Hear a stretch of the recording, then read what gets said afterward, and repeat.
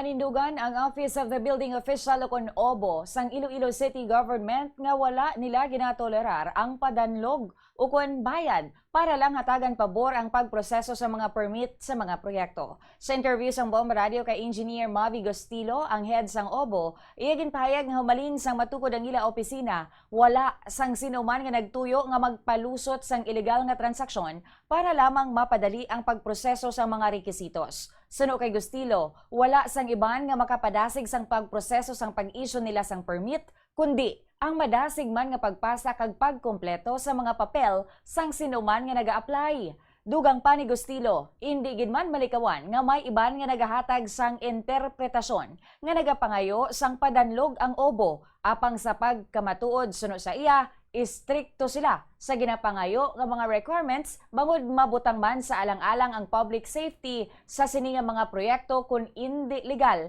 kag insakto ang pagproseso sini. Pahayag pa ni Gostilo, ginapahapos na lang nila ang proseso gani wala sang rason agod nga hindi makomply ini nga mga requirements. So sa sulod, assure ko nga wala sa mga gapangayo sa amon. Wala may nagapangayo o kinanglan namon padanlog para nga iproseso ang ila papeles. Komplituhon lang nila papeles nila 7 days, 20 days.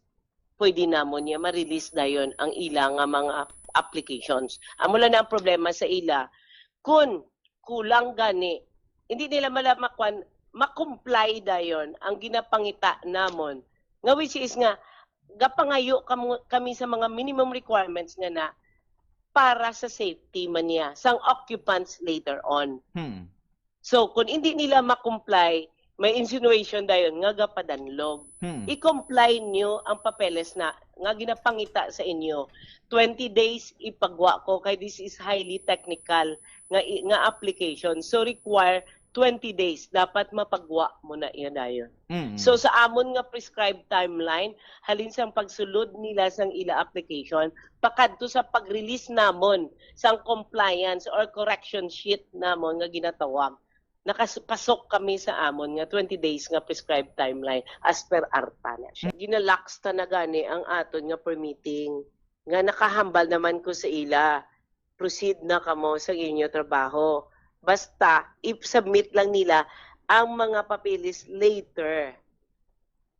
Si Engineer Mavi Gostilo, ang head sang Office of the Building Official o OBO.